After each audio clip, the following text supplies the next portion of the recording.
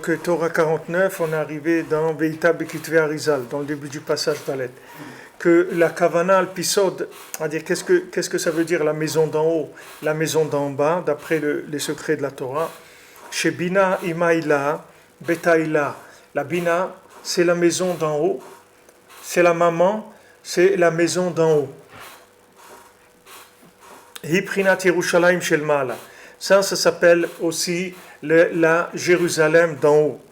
Donc on a la Bina, la maman d'en haut, la maison d'en haut et la Jérusalem d'en haut. Tout ça c'est la même chose. Ou Malchut, et maintenant Malchut, Betatata, ça s'appelle la maison d'en bas. Ou Prinat Yerushalayim Shel Mata, c'est Jérusalem d'en bas. Shena Yichud Shel Mala, Shu Prinat Aliyat Betaïla Nishlam. Que maintenant l'union d'en haut, qui est la maison d'en haut, qui n'a pas d'élévation complète, jusqu'à ce que le principe de la royauté ne se répare pas de façon parfaite, chez Prinat Aliyat Betatata, qui est le fait d'élever la maison d'en bas. Aïn Sham, c'est-à-dire, il nous dit d'aller voir là-bas comment fonctionne ce principe-là. Alors maintenant,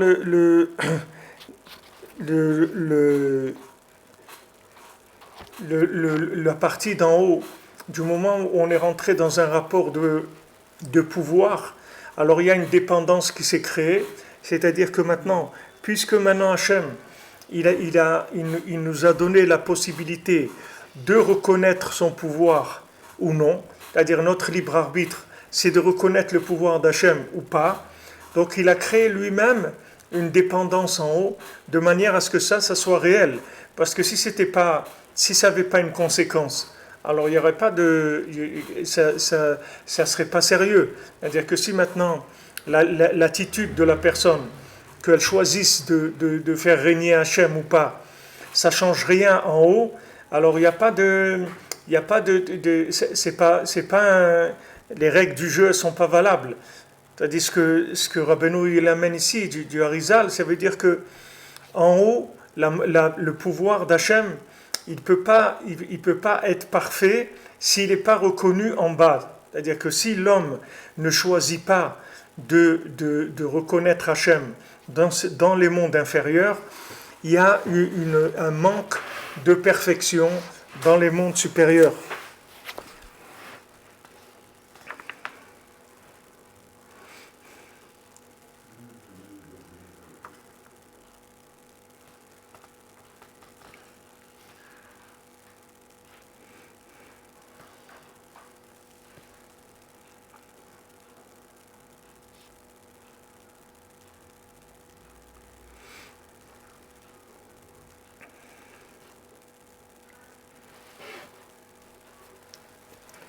Donc tout ce qu'on va obtenir d'en haut, c'est-à-dire d'abondance qui va venir d'en haut, ça va dépendre de combien en bas il va y avoir une reconnaissance du pouvoir. C'est-à-dire plus en bas il y a une reconnaissance du pouvoir, plus en haut, si vous voulez, il y a les mains libres pour pouvoir donner aux parties inférieures du monde ce dont elles ont besoin. C'est-à-dire que la reconnaissance du pouvoir d'Hachem, ça déclenche d'en haut toute l'abondance qu'il y a besoin dans le monde. Et ça ne peut se faire que s'il y a une reconnaissance du pouvoir. Maintenant, ça sont des choses un petit peu délicates, mais ça, c'est pas tous les niveaux en haut qui sont dépendants d'en bas. C'est que la partie qui a un rapport avec en bas. La partie qui a un rapport avec en bas, dont en bas, le monde d'ici a besoin de cette partie-là, alors c'est ça ce rapport qu'il y a. Mais il y a en haut, il se passe des choses qui n'ont aucun rapport avec ce monde. C'est-à-dire qu'il y ait ce monde ou qu'il n'y ait pas, ça ne change rien du tout. Mais il y a une partie en haut qui est la partie qui a conçu ce monde, et la partie qui s'est investie dans ce monde, elle dépend de la reconnaissance du pouvoir d'Hachem. Maintenant, quand on dit que ce jour-là, Hachem il sera un que son nom il sera un, et lui et son nom seront un. Ça, c'est par rapport à en bas, c'est pas par rapport à en haut. C'est pas par rapport à en haut, parce que tout l'avantage, c'est-à-dire toute la spécialité d'en bas, qu'est-ce qu'il y a de spécial en bas par rapport au monde? Quelle est la spécialité des mondes inférieurs? C'est que nous, on peut dire non. Mais les mondes supérieurs, ils ne peuvent pas dire non. Il n'y a pas de choix. Ici, il y a un choix de dire non. Le fait que maintenant, il y a un choix de dire non, alors quand on dit oui, ça a une valeur extraordinaire, beaucoup plus élevée que tout ce qui est en haut. Parce que eux, ils n'ont pas de possibilité de dire non. Les anges, tout ce qui est en haut, il n'y a pas de possibilité. Tout le monde reconnaît Hachem parce qu'on ne peut pas faire autrement. Il n'y a pas de ce principe que ça peut être autrement, ça ne peut pas être caché. Alors par rapport à cette chose-là, alors il y a une dépendance qui se crée. Puisque maintenant Hachem, il nous a donné le libre arbitre, ça veut dire qu'il nous a donné, il est rentré dans une dépendance par rapport à nous. Dans une partie d'Hachem qui gère les mondes inférieurs. Mais il y a d'autres parties en haut qui n'ont aucun rapport avec les mondes inférieurs. Il y a des parties qui ont un rapport, des parties qui n'ont aucun rapport. Alors, Zem Ashekatav Rabbeinu, c'est ce que Rabbeinu il a écrit, qui est-ce qui monte avec, c'est-à-dire comment la Bina, elle monte avec la Malchut, qui Bina Liba, parce que maintenant la Bina c'est le cœur, Hi Prinat Betaïla, donc ça c'est la maison d'en haut, Prinat Mi, c'est Mi c'est la Bina, puisque Mi c'est valeur numérique de 50, c'est la Bina, c'est la 50e porte. Donc elle s'appelle maison d'en haut. Pourquoi elle s'appelle maison d'en haut? Parce qu'elle sort des mesures. Parce qu'on a 49 mesures qui sont toutes les sphirotes, Chesed, Gvura, Tiferet, Malchut, Chesed, Gvura, Tiferet, Netzach, Hod, Yesod, Malchut. Ça c'est les 7 sphirotes qui s'appellent les sphirotes inférieures. Alors ces sphirotes-là, c'est des mesures. C'est-à-dire, comme on avait vu, souvenez-vous au début, on a parlé des mesures qui se révèlent dans le cœur. Donc ces mesures-là, ça s'appelle la maison d'en bas, ces mesures. Et la maison d'en haut, c'est la 50e. La 50e, ça sort, c'est démesuré, c'est-à-dire il n'y a plus de mesures. Ça rentre dans l'infini. La 50e porte, c'est l'infini. Alors la Bina, si vous voulez, tout le principe de la Bina, c'est la 50e porte, qui est le niveau le plus bas de rapport des mondes supérieurs avec les mondes inférieurs. C'est-à-dire que la Bina, c'est elle qui va être ambivalente, elle va être entre les deux. C'est-à-dire elle va permettre de révéler dans les mondes inférieurs quel est le rapport avec les mondes supérieurs. C'est-à-dire quel est le rapport dans les mondes inférieurs avec les mondes supérieurs. Ou Malchut et Prinat Betatata. Donc Bina, c'est la maison d'en haut. Et Malchut, c'est la maison d'en bas. Prinat Zot, c'est-à-dire celle-ci. Validé Prinat Elou, Anemarim Batora Zot, Aldezeyesh Leshne Batim Eloïla. Donc maintenant, par ces prinotes-là, par ces principes-là qui sont énoncés dans cette Torah, alors les deux maisons, elles vont avoir une élévation. Parce que on va continuer dans le texte, après j'ouvrirai un petit peu. Shem Betaïla ou Bitatita, qui sont la maison d'en haut et la maison d'en bas. Shem Prinat Mi Imzot, qui est-ce qui monte avec elle? Hainu, Aliede Shebetzamtsem Orit Laavut Libo. C'est-à-dire par le fait que maintenant il contracte la lumière de l'enthousiasme qu'il a dans le cœur. Chez Loïtlaev Yoter Midai, que maintenant il n'est pas plus enthousiaste qu'il ne faut. De manière à ce qu'il puisse servir Hachem de façon progressive et de façon mesurée. Il sanctifie sa pensée en ne pensant aucune mauvaise pensée. Tout le temps, il a des pensées saintes dans sa tête, qui sont la tendance positive. Prinat Chochma Shevalev, qui est la sagesse qu'il y a dans le cœur. Avec ça, il dessine les bonnes mesures. Avec ça, il pourra faire des actions, des bonnes actions et des bonnes mesures. Ça permet à la royauté de se révéler. Et parce que grâce à ça, il y a une révélation qu'il reçoit sur lui le joug divin de façon parfaite. Et à ce moment-là, la sphira de Malchut, elle a une élévation. Chez Beta Tata, qui est la maison d'en bas, à Zaidaka, à ce moment-là, la maison d'en haut aussi, elle monte, chez Uprinat Bina Liba, qui est la Bina qu'il y a dans le cœur, qui be'emet shne mechad, achat tluya bechaverta, parce qu'elles sont toutes les deux une seule chose, parce qu'elles dépendent l'une de l'autre. D'accord? C'est-à-dire que maintenant, ce que Rabbeinu il a ramené dans cette Torah, c'est que tout ce qu'il a parlé de la maison d'en haut, la maison d'en bas, tout ça, ça vient des Ketuvei Arizal. C'est-à-dire que c'est ce que le Arizal, il ramène ce principe-là de fonctionnement et de construction du monde. Mais maintenant, Rabbeinu, le chidouche qu'il amène ici, c'est qu'il reporte ça sur le cœur de la personne. C'est-à-dire que dans le cœur de la personne, Rabbeinu il fait le rapport entre la création du monde et le cœur de l'individu. C'est-à-dire pour montrer que ces deux choses, elles fonctionnent de la même manière. C'est-à-dire comme il y a un fonctionnement du monde entre la maison d'en haut et la maison d'en bas, dans l'individu, dans son cœur, il va y avoir un rapport entre ce qui est la maison d'en haut dans son cœur, c'est-à-dire ce qui s'appelle la bina, qui s'appelle la capacité de pouvoir déduire quelle est la partie infinie qu'il y a dans ce monde, ça s'appelle la bina, et l'autre côté qui est malchut, c'est-à-dire qui est le pouvoir, c'est-à-dire le pouvoir de fonctionnement, le pouvoir de mesure dans ce monde. C'est ce qui se passe dans le cœur de l'individu.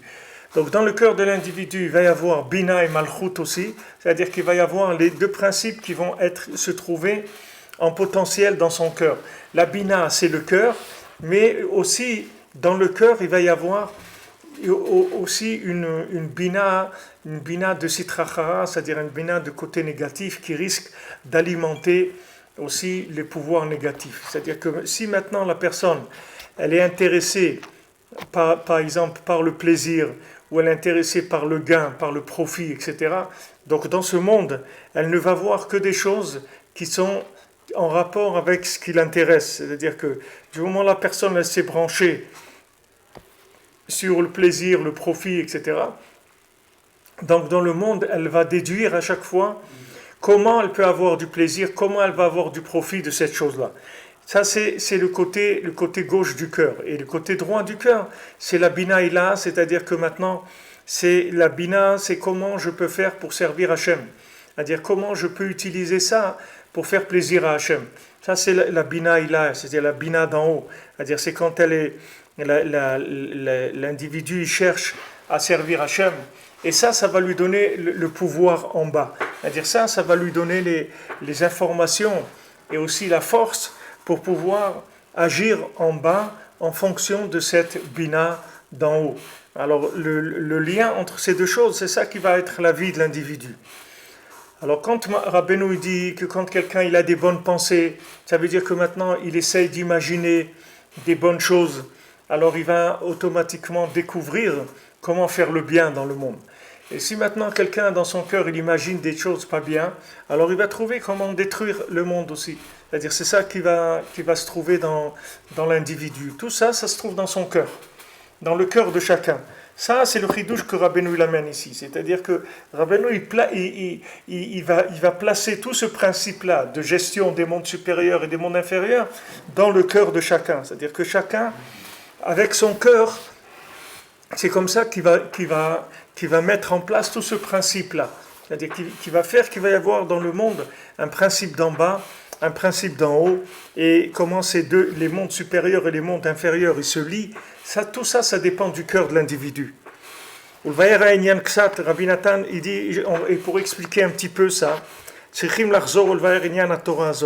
il faut revenir et réexpliquer un petit peu cette Torah, c'est-à-dire cet enseignement. La Torah Et maintenant, le principe général de cet enseignement, c'est le suivant. Qui me voit Be'etzraïm bitrilato. C'est écrit dans Etzraïm, c'est le livre de Rabbi Chaim Vital, qu'il a écrit le Etzraïm, au début, quand Akadosh Baruch Hu a voulu créer le monde, la lumière d'Hachem, elle était infinie. Il n'y avait pas d'endroit pour créer des mondes. Il a été obligé de contracter la lumière infinie sur les côtés. Et à ce moment-là, il y a eu un chalal apanoui, un vide, un néant. Et dans ce néant-là, Akadosh Baruch Hu, il a créé tous les mondes. Maintenant, tous les mondes, ils ont été créés par de la sagesse. Comme c'est écrit, tout a été créé, tu as tout fait avec de la sagesse. Maintenant, le but de la création de tous les mondes, c'était pour la malchut, c'est-à-dire c'est pour le pouvoir. Hainu kedelegalot malchuto, c'est-à-dire c'est pour révéler son pouvoir. Et ça, ce n'est possible que en créant tous ces mondes-là. Parce qu'il n'y a pas de monde, il n'y a pas de roi, s'il n'y a pas un peuple. S'il n'y a pas un peuple qui reconnaît le roi, alors il n'y a pas de roi. Et tout le tzimtzum, toute la raison de la contraction de la lumière infinie pour créer le néant, c'était dans ce but-là. Pour qu'il y ait un endroit pour créer les mondes, pour que la royauté d'Hachem se révèle. Tout ça, c'est écrit dans le Zohar et dans les Kitvé Arizal, dans les écrits de la Kabbalah. Donc maintenant, toute la raison pourquoi il y a eu le retrait d'Hachem, c'est pour qu'il puisse révéler son pouvoir. Mais maintenant, c'est pas que Hachem, il a créé le monde pour révéler son pouvoir, c'est-à-dire que lui, il avait un intérêt à révéler son pouvoir. Lui, l'intérêt qu'il a, c'est de faire du bien. Maintenant, de faire du bien à l'homme, pour que l'homme, il devienne beaucoup plus grand que s'il était resté dans les mondes supérieurs. Alors Hachem, il a créé ce contexte-là, dans lequel l'homme, il a la possibilité de refuser le pouvoir d'Hachem ou de le chercher. Donc là, quand il va chercher le pouvoir d'Hachem, il va grandir et il va pouvoir atteindre des niveaux de compréhension de l'infini dans les mondes supérieurs, comme il n'aurait jamais atteint s'il n'existait pas la possibilité de refuser ou d'accepter la royauté divine. C'est ça qu'Hachem il a créé le monde pour révéler sa royauté. C'est pas parce qu'Hachem il a besoin d'être roi. Hachem il n'a pas besoin. Hachem il a besoin de quoi? De donner à l'homme. Maintenant, pour lui donner à l'homme, il doit lui créer un contexte dans lequel il va pouvoir progresser. Maintenant, quel est ce contexte dans lequel il va pouvoir progresser? C'est une espèce de vide dans lequel, si vous voulez, on va jouer à cache-cache. C'est-à-dire que maintenant Hachem, il met l'homme dans un monde ici, qui est un monde où il y a beaucoup de beauté, de grâce, de possibilités de plaisir, de consommation, etc. Et il va voir à travers ça, est-ce que maintenant Hachem, est-ce que l'homme va le chercher ou pas? C'est-à-dire, il lui crée une mise en scène qui est ce monde, et il lui dit, voilà, tu as le choix. Soit tu cherches mon pouvoir, soit tu le refuses. Soit tu cherches la consommation. C'est à toi de décider. C'est-à-dire, voilà le jeu, c'est-à-dire le jeu de ce monde, les règles du jeu. Les règles du jeu, c'est que Hachem, il crée ce monde pour donner. C'est pas qu'il a besoin de révéler son pouvoir. Il n'a pas du tout besoin de révéler son pouvoir. Hachem, il n'a aucun besoin. Mais Hachem, le besoin qu'il a, c'est de donner à l'homme, de faire que l'homme, il ait des récipients beaucoup plus grands que ce qu'il a dans les mondes supérieurs.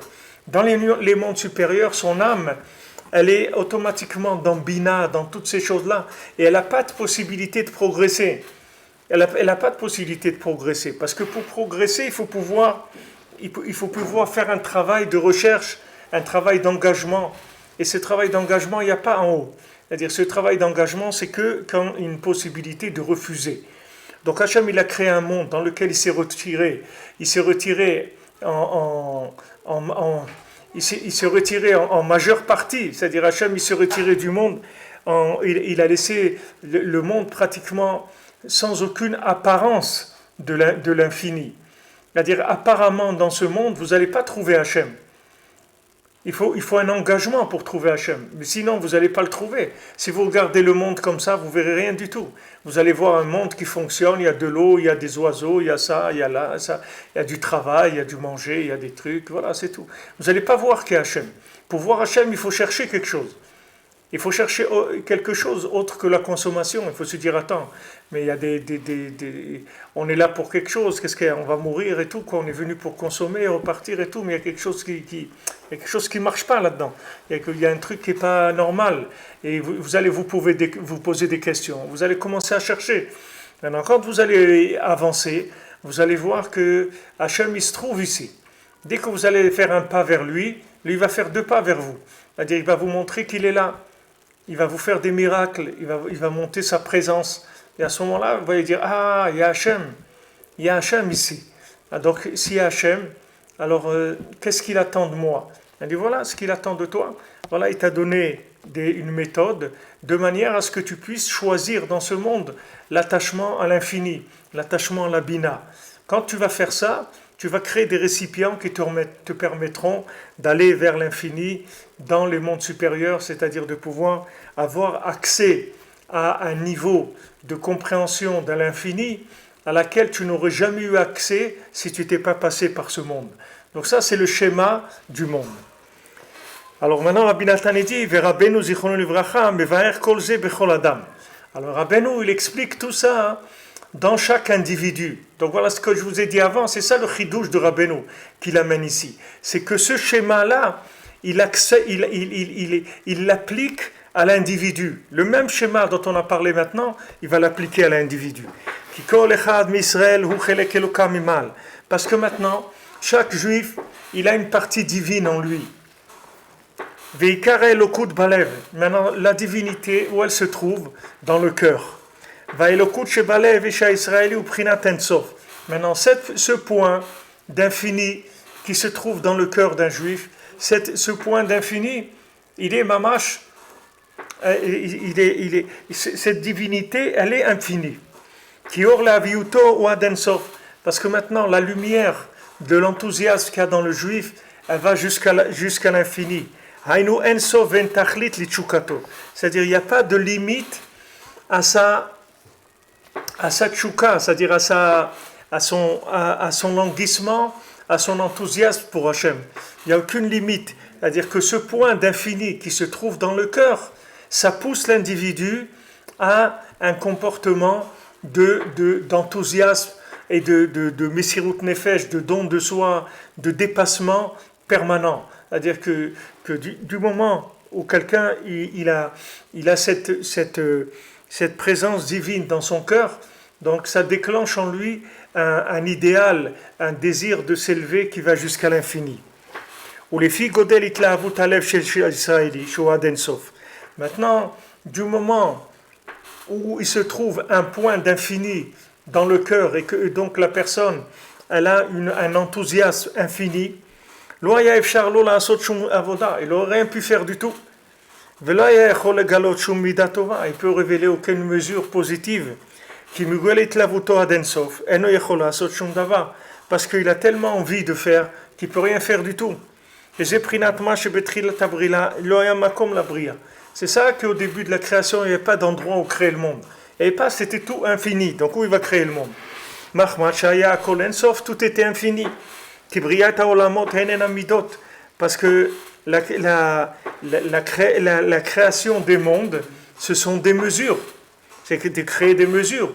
Le départ de la mesure, c'est le temps. Après, du temps, il va venir l'espace et après, il va devenir toutes les autres choses. Donc l'homme, il a l'obligation de contracter la lumière qu'il y a dans son cœur. Cet enthousiasme-là. Qui est jusqu'à l'infini. Pour qu'il puisse servir Hachem de façon progressive et mesurée. Ki Hashem Yitbarach rotze ba'avodetenu. Parce que Hashem, il veut notre service. Shena'avod oto be'uvdot umidot tovot. Qu'on le serve avec des choses concrètes, des actions concrètes et des mesures valables. Chez Efshar qui m'a aidé à Tzimtzum. Que ça n'est possible que si on contracte la lumière. Alors, donc Rabbeinu, il applique le principe de la création au cœur. Il dit que dans le cœur, il y a un point d'infini. De la même manière que le monde, c'est-à-dire qu'il n'y avait pas de monde parce qu'il n'existait que l'infini, dans le cœur de l'individu aussi, c'est tout infini. C'est-à-dire qu'il a un point d'infini que dès qu'il a envie de faire quelque chose, alors ça va jusqu'au bout, c'est des choses qui vont tout de suite, qui vont aller très très loin. Donc il a besoin de contracter cette lumière. Comme Rabbeinu dit que Hachem il s'est retiré, alors lui aussi il doit retirer l'enthousiasme pour passer à l'action, pour passer à l'engagement. Si maintenant quelqu'un il est enthousiaste, il a trop d'enthousiasme, alors il va pas trouver quoi faire, parce que il va arriver à un moment où l'enthousiasme il est tellement fort qu'il n'y a rien dans le monde qui pourra calmer son enthousiasme. Vous lui dire voilà ça, il dit non, c'est pas assez, ça non. Alors qu'est-ce que tu vas faire? Je ne sais pas. C'est-à-dire il peut rien faire. C'est-à-dire l'enthousiasme il va le bloquer, il peut rien faire. Donc il est obligé de contracter l'enthousiasme qu'il a. Et en contractant ça, il va y avoir maintenant dans ce vide qu'il a fait grâce à la contraction de cet enthousiasme, il va y avoir une possibilité maintenant de faire les choses de façon mesurée et progressive. Pourquoi? Parce que maintenant il va prendre cet enthousiasme, il va le réduire, et il va créer un vide autour. Et dans ce vide-là, il va commencer à utiliser l'enthousiasme qu'il avait pour faire des choses dans la matière. C'est-à-dire que le principe, c'est que quand quelqu'un il a un idéal, il voit une lumière, il veut faire quelque chose, alors il a un désir qui va jusqu'à l'infini. Maintenant, s'il se laisse aller à ce désir-là, il ne va rien faire du tout. Comme Rabbeinu il a dit à Rabbi Nathan, quand Rabbi Nathan il voulait aller dire au monde entier, voilà, il te beau des doutes et tout, Rabbeinu il a dit, tu vas rien faire comme ça. Tu vas rester tranquille, tu vas aller étudier, tu vas étudier le Shulchan Aruch, tu vas étudier la Kabbalah. Rabbeinu lui a donné un rythme d'étude très sérieux, très fort. Et après tu écriras, tu verras. Alors Rabbi Nathan il a écouté bien sûr ce que Rabbeinu lui a dit de faire. Et après il a fait l'écouter à la chôte. C'est l'écouter à la chôte avec lequel il éclairait le monde, l'écouter Tfilot, l'écouter à la chôte. Avec ça, il a éclairé le monde jusqu'à la Géoula. Mais pourquoi? Parce qu'il a contracté. Il a contracté la lumière. S'il n'avait pas contracté la lumière, on ne serait pas là aujourd'hui. On n'aurait rien pu faire du tout. Mais comme il a contracté la lumière, il a pu mettre en place un outil très puissant, qui est le l'écouter à la chôte, que maintenant c'est la fusion entre la Kabbalah et la Halacha. C'est ce qu'il dit ici que Betaïla et Betatata. Betaïla, c'est la Kabbalah. Betatata, c'est la Halacha. Rabbeinu dit que Shabbat, c'est la Kabbalah. Et la semaine, c'est la Halacha. Puisque les 6 jours de la semaine, c'est par rapport aux 6 traités de la Mishnah. Et le Shabbat, c'est par rapport au Olam Haba. Et c'est le principe de la Kabbalah. Donc maintenant, chacun, quand il a un début, quand il commence quelque chose, alors comme on dit, il démarre sur les chapeaux de roue, c'est-à-dire il démarre très très fort, et il doit savoir qu'il faut contracter la lumière. Parce que s'il ne contracte pas la lumière, il va arriver à être complètement déboussolé parce qu'il ne trouvera pas quoi faire avec cette lumière-là. Il ne faudra pas quoi faire. Il va avoir un enthousiasme qu'il ne peut pas calmer. Donc qu'est-ce qu'il va faire? Il ne peut rien faire. Il va rester à attendre comme ça jusqu'à que l'enthousiasme il va finir par partir, c'est tout. Mais il ne fait rien avec ça. Tandis que si maintenant il arrive à contracter cette chose-là, cette lumière, alors il va être Mevin Davar Mitor Davar, comme il y a dans Sipurim Asiot. C'est-à-dire, il lui a dit, le cavalier qui est venu lui a dit, c'est vrai, tu as une petite boîte, tu la mets sur l'animal, il se met à chanter. Et qu'est-ce que tu vas faire avec ça? Tu ne peux rien faire avec ça. Ok, chante. Et après, qu'est-ce que tu vas faire avec ça? Il dit, moi je vais te donner, tu vas avoir la bina. C'est-à-dire tu vas faire maintenant le fait que maintenant il est arrivé à se séparer de cet objet-là, que c'était un objet extraordinaire, puisque quand il le mettait sur les animaux, il se mettait à chanter, donc c'était vraiment un outil exceptionnel, quelque chose de merveilleux. Donc quand il a fait ça, il lui a donné, et l'autre il lui a donné la force de déduction. La force de déduction, ça veut dire que maintenant, comment tu vas déduire la présence divine dans la matière? Parce que si tu contractes pas la lumière, tu ne pourras pas trouver une méthode comment tu vas vivre cette lumière-là. C'est-à-dire cette lumière, elle te servira à rien, elle va partir comme elle est venue. Comme je vous ai dit plusieurs fois, il y a eu tous ces mouvements des Beatles, des mai 68 et tous ces mouvements de jeunesse qui sont morts complètement. Pourquoi ils sont morts? Parce qu'ils sont restés que dans l'enthousiasme. Ils n'ont pas fait le vide, ils n'ont pas contracté ça. Tandis que s'ils avaient contracté cette lumière-là et qu'ils l'avaient mise de façon mesurée dans leur vie, ils auraient changé la face du monde. Ils auraient changé l'aspect du monde. La vie n'aurait pas été la même. Parce que cette lumière qu'ils avaient, ils l'auraient rentrée dans la vie de tous les jours. Tandis que le fait que maintenant les gens, ils se sont présentés comme comme on dit, des gens qui sont, comme on dit, des gens qui sont un petit peu, comment on appelle ça en français, originaux. On dit voilà, mais celui-là il est original, etc. Ça veut dire il est original. Ça veut dire que il n'arrive pas à rentrer dans le système avec sa lumière. C'est-à-dire il a peur que s'il rentre dans le système, sa lumière elle va disparaître. C'est ça son problème. Alors il est toujours en train de parler contre le système ou de faire des choses contre le système, etc. Parce qu'il a peur que le système, il lui avale sa lumière. Mais il n'a pas à avoir peur. Le système, il va pas. Si maintenant il est honnête dans sa démarche, le système jamais va lui enlever la lumière. Parce que le système, c'est Malchut. Et Malchut, c'est pas fait pour détruire la lumière. Au contraire, Malchut, c'est fait pour révéler la lumière. C'est pas fait pour la détruire. C'est-à-dire les systèmes, ils sont là pour révéler la lumière. Ils sont pas faits pour la détruire. Quand la personne, elle rentre dans le système avec sa lumière, alors elle doit arriver à élever le niveau du système. C'est ça le but. Le but, c'est d'élever la matière, d'élever le système. Le système, c'est un système de gestion de la matière. Maintenant, il faut l'élever. Comment je vais l'élever? Si maintenant les idéalistes, ils ne veulent pas rentrer dans le système, qui est-ce qui va élever le système? Le système, il va devenir quoi? Le système, il va être un système de destruction, c'est tout. Il n'y aura rien. Si des gens qui ont des idéaux, ils ne rentrent pas dans les systèmes, comment le système il va se rafraîchir, il va progresser, il va avoir d'autres idées? Il va pas pouvoir, parce que lui, tout son inyan, c'est un inyan féminin, c'est de la malchoute. Comment il va faire? Il ne peut rien faire du tout. Le côté féminin, il ne peut rien faire. La lune, elle ne peut rien faire. Elle ne peut rien faire.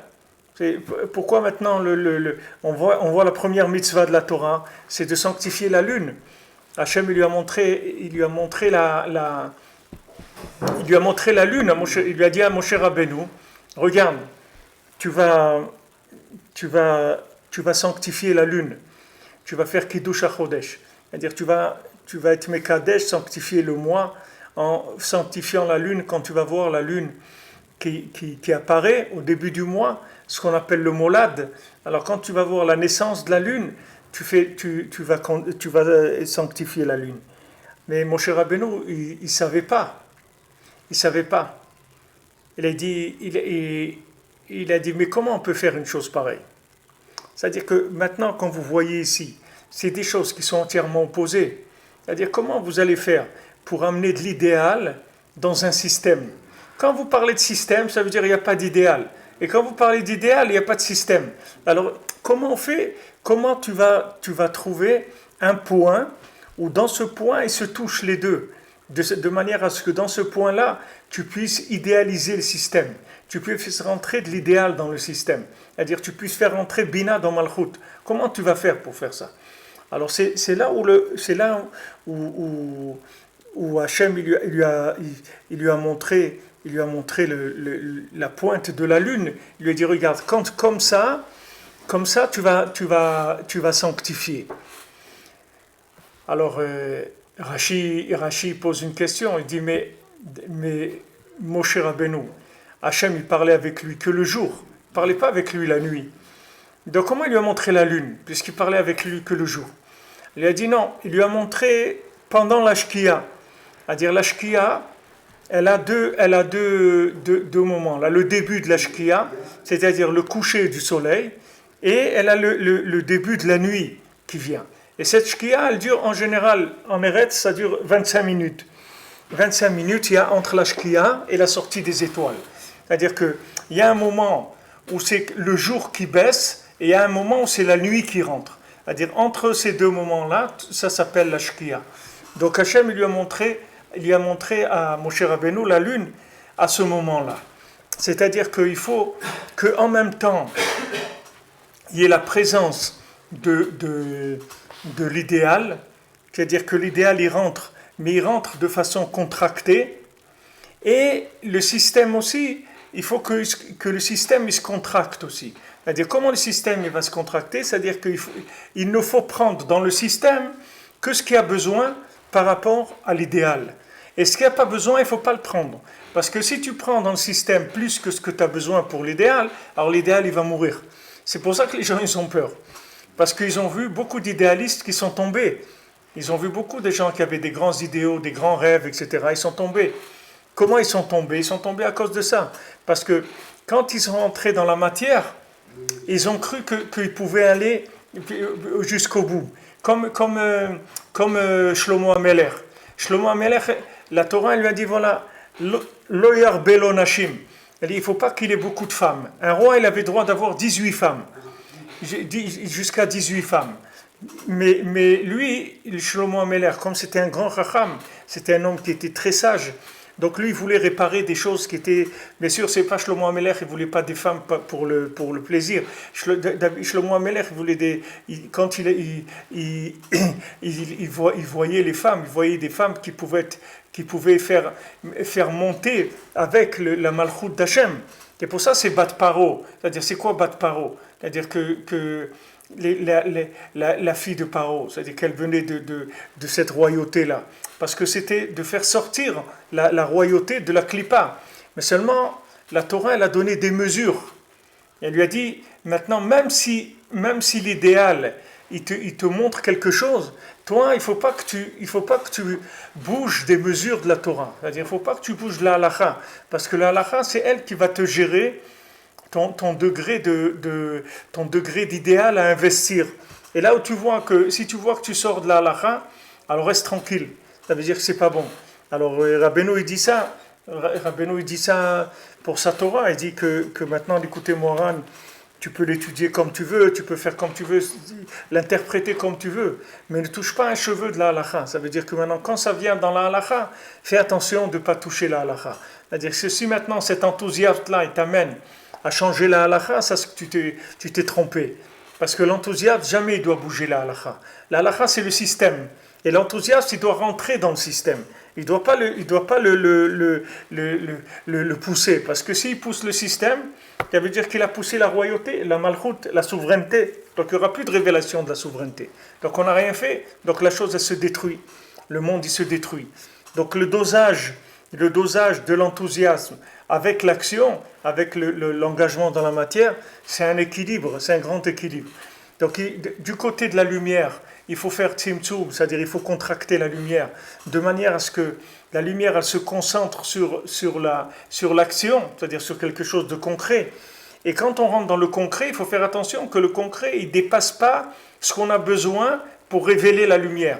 C'est-à-dire on ne doit utiliser dans les récipients de ce monde que ce qu'on a besoin, c'est tout.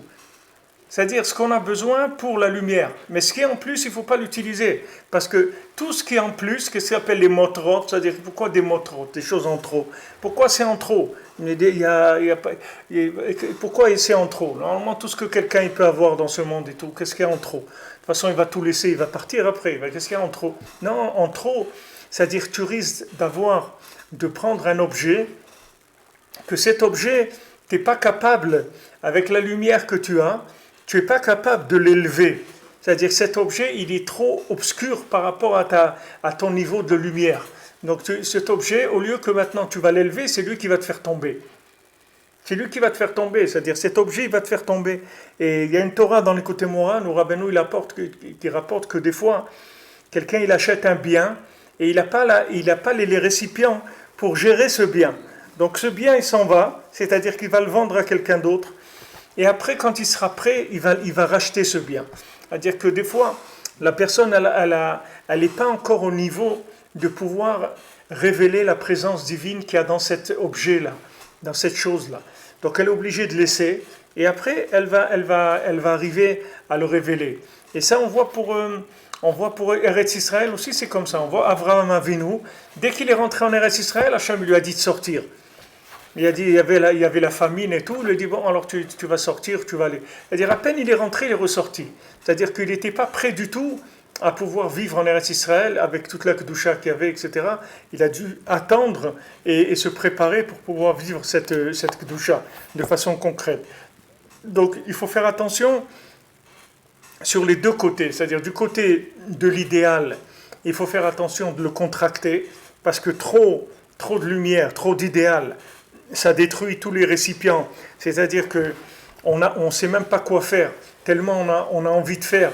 Cette envie-là, ce désir, ce languissement, il empêche la chose de pouvoir se faire parce qu'il n'y a aucune situation qui va satisfaire cet idéal. Alors la personne, elle ne fait rien et après l'idéal, il s'en va. Ou bien de faire attention que dans la matière, on n'utilise pas des récipients plus que ce qu'on a besoin par rapport à la lumière. Parce que là aussi, le récipient, il risque d'asphyxier complètement l'idéal. C'est ce qui s'est passé pour énormément, la plupart des idéalistes, ça a été comme ça. Ils ont toujours commencé par un idéal et ils ont fini par que de l'intérêt, c'est tout. C'est-à-dire qu'ils ont un manager, ils ont un impresario, un truc, et la personne, elle ne peut rien faire. Il dit, voilà, tu vas faire des tournées là-bas, tac, tac, tac, et tu dois faire une mise en scène, tu vas faire ça, tu dois faire... Et la personne, ça y est, petit à petit. Alors elle, au début, elle ne se rend pas compte parce que l'idéal, il est encore fort, c'est-à-dire, il s'est habitué, il y a une question d'habitude par rapport à l'idéal. Mais une fois après qu'il va rentrer dans la gestion, avec l'impresario, etc., après, il va devenir une machine à faire des spectacles, une machine à faire ça, c'est fini. Il y a plus le... Parce que la malchoute, elle l'a étouffé. La malchoute, elle est faite pour gérer, elle n'est pas faite pour étouffer. Il faut que la malchoute, elle gère, elle n'étouffe pas. C'est ce qui se passe aussi dans le foyer, c'est la même chose. Le mari il représente la lumière, la femme elle représente la malchoute. Maintenant, la malchoute, il ne faut pas qu'elle étouffe la lumière. Il ne faut pas que le mari il aille trop vite, mais il ne faut pas qu'il aille trop doucement non plus. C'est-à-dire qu'il faut trouver un équilibre, comment les deux vont avancer. Parce que c'est deux choses opposées. C'est deux choses opposées. Il y a un côté qui veut aller vers le haut et un côté qui veut aller vers le bas. Et c'est qu'en tenant ces deux choses-là qu'on révèle la royauté d'Hachem. C'est-à-dire le fait que maintenant, je prends le joug, le fait que je contracte la lumière, ça aussi, ça s'appelle prendre la royauté d'Hachem. C'est la faute qu'ils ont fait Nadav et Avihu. Nadav et Avihu, ils ont cru que maintenant, en étant entièrement consacrés à Hachem, c'est-à-dire que voilà, on va faire l'encens, on va rentrer, ils ne sont pas mariés, ils ont pas demandé à Moshe Rabbeinu quoi faire, ils ont été, d'après leur sensation à eux, c'était des tzadikim, des grands tzadikim. Donc ils ont dit, on y va, on va faire, etc. Et ils sont morts. Ils sont morts pourquoi? Parce que l'enthousiasme qu'ils avaient, il était trop fort. Donc ils ne pouvaient pas amener un korban. Parce que, regardez Hachem, il nous demande des corbanotes de quoi? D'amener des vaches, d'amener des moutons, des choses comme ça. Mais Hachem, il aurait pu nous demander d'amener d'autres choses, beaucoup plus belles que ça. Il y a des choses beaucoup plus belles dans le monde. Il y a des bouquets de fleurs avec des choses, il y a de la musique, il y a des choses qui sont beaucoup plus belles qu'on peut offrir à Hachem. Ou des repas préparés, ou des gâteaux, ou quelque chose qui... Mais Hachem, il a dit, voilà, des animaux, vous donnez des animaux pour Dafka, la personne qu'elle se tienne en bas, au moment où elle amène le korban, que s'envole pas, qu'elle dit, sauf il est en train de manipuler de la viande et du sang et des morceaux de bêtes, etc. Et tout ça, c'est pour faire monter ce monde vers Hachem. Mais on voit dans quoi il a les mains. Il a les mains vraiment dans le sang, dans la viande, etc. Tandis que si maintenant, Hachem il avait demandé de faire des offrandes artistiques, les gens ils seraient morts. Voilà. Ils seraient complètement dans la mystique. C'est ce qui s'est passé dans David. Ils ont complètement mystifié la chose et ils sont morts parce qu'il n'y avait plus de récipients. La lumière, elle les a tués. C'est-à-dire c'était trop de lumière par rapport à ces récipients. Alors si la personne elle va vers trop de lumière, ça va la tuer, même s'il reste vivant. C'est pas un yann de physiquement. Même s'il reste vivant, il va perdre complètement le goût des choses parce que il aura tellement vu de la lumière qu'il n'y a rien dans le monde qui va le satisfaire. C'est-à-dire il va rester tout le temps insatisfait. Parce que la lumière qu'il a vue au début, le Baal Shem Tov dit, un Baal Tshuva c'est quelqu'un qui voit une lumière au début et toute sa vie il recherche cette lumière-là. C'est ça un Baal Tshuva, il recherche la lumière du début. Comment il a vu une lumière extraordinaire, avec ça il est sorti d'Égypte. Ça y est, c'est sa sortie d'Égypte, Mamash il est sorti. Et donc cette lumière il y est attaché et il ne veut pas la lâcher. Mais la Torah elle te dit contracte la lumière. Il faut contracter la lumière. Donc l'homme il est obligé de faire une contraction de la lumière pour vivre, c'est pour vivre cette lumière. Et les gens ils veulent pas. Les gens ils veulent ils veulent que de la lumière, de la lumière, de la lumière. Ils veulent pas contracter la lumière. Ce qui les intéresse c'est que la lumière. Mais que la lumière, on fait rien avec ça. Si quelqu'un ne fait pas un effort de contraction de la lumière, il peut rien faire avec. Quelqu'un, même s'il a envie de servir Hachem et tout, il doit commencer par des choses simples. Il doit travailler, il doit avoir une famille, etc. Et c'est ça la lumière, c'est à ça qu'elle sert. À quoi elle va servir? Quoi ça sert la lumière? C'est quelqu'un, il n'a pas construit quelque chose dans ce monde. Quel est le joug divin qu'il a pris? Il n'a pris aucun joug divin. Si quelqu'un il est dans la lumière, il n'y a rien à faire ici dans ce monde. Ce monde-là, c'est le joug divin. C'est ça qui est intéressant dans ce monde. Si quelqu'un n'a pas pris le joug divin, ce monde, il est pas. Pour vivre de la lumière, c'est pas ce monde qu'il faut choisir. Il faut choisir d'autres mondes. C'est pas celui-là. Alors Rabbeinu dit, Alken bechar tzarich adam letzamtzev ro et la'avut libo. C'est pour ça que l'homme il a l'obligation de contracter l'enthousiasme qu'il a dans son cœur, chez Ouad Ensof, qui va jusqu'à l'infini. Pour qu'il puisse servir Hachem de façon mesurée et progressive. Parce qu'Hachem il veut notre service. Il veut qu'on le serve avec des services et des mesures, des bonnes mesures. Et ça ne peut que par la contraction. Donc la contraction de la lumière, c'est elle qui va permettre, si vous voulez, d'orienter la matière vers le positif. Le vécu, tout ce qui s'appelle la matière, ce que j'appelle la matière, c'est tout le vécu de ce monde. Comment il va s'orienter vers le positif? Par le fait qu'il y a une contraction de la lumière. Mais s'il n'y a pas de contraction de la lumière, vous ne pouvez pas gérer la matière, vous ne pouvez pas conduire la matière. La lumière, elle va rester de la lumière, et la matière, elle va rester de la matière. C'est pour ça que vous verrez qu'en général, les philosophes, c'est des gens qui ont des comportements qui ne sont pas très corrects, en général. Parce que ce sont des gens qui sont tellement dans de la lumière que ça n'a aucun rapport avec leur comportement. C'est-à-dire qu'ils ont un comportement qui n'est pas en rapport avec la lumière. Mais nous, on fait très attention que la lumière, elle agisse dans le comportement. Sinon, à quoi elle sert la lumière? De voir ça, de l'extase devant la lumière, ça ne sert à rien. Nous, on fait attention à ça.